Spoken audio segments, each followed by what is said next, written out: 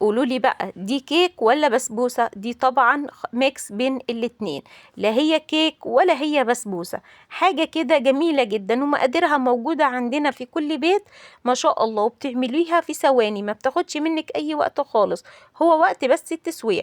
تعالوا نعملها يلا بكل تفاصيلها، يلا بينا بسم الله.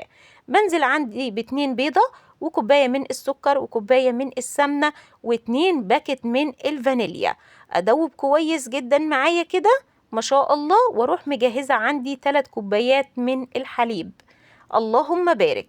ادي تاني كوباية، ادوب كويس جدا واروح نازلة عندي بالكوباية التالتة ما شاء الله. ادي بحط عندي بقى كوبايتين من دقيق البسبوسة مع كوبايتين من الدقيق الابيض العادي خالص ما شاء الله، ومعلقة كبيرة من البيكنج باودر وشوية ملح معايا ما شاء الله، ومعلقة صغيرة من الكاستر الفانيليا. اقلب كده كل المكونات مع بعض واروح نازلة بالخليط معايا على السوائل واحدة واحدة كده معايا ما شاء الله.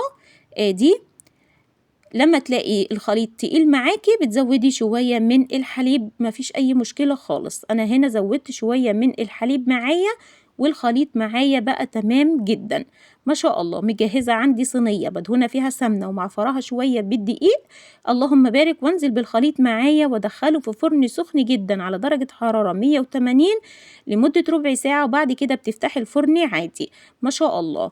هنا بقى بجهز عندي العسل، بجيب كوبايتين سكر على كوبايتين مية واسيبهم يغلوا مع عصرة ليمونة، وبعد ما بتطلع بسقيها بالعسل معايا، بتكون معاكي جميلة جدا ما شاء الله، وتقطعيها حاجة كده جميلة ما شاء الله ومسكرة وتنفع معاكي في أي مناسبة، اللهم بارك. ميكس كده شايفين حضراتكم طرية ازاي، بس سخنة جدا لسه طالعة ما شاء الله. وادي مكوناتها احنا طبعا عرفناها موجودة عندنا دايما. أتمنى حضراتكم تتابعوني على اليوتيوب، مش تنسوا تكتبوا لي تعليقاتكم على الفيديو زي ما حضراتكم كده شايفين، اللهم بارك. احنا قدمناها وكلها تسوية واحدة، اللهم بارك. والسلام عليكم ورحمة الله وبركاته.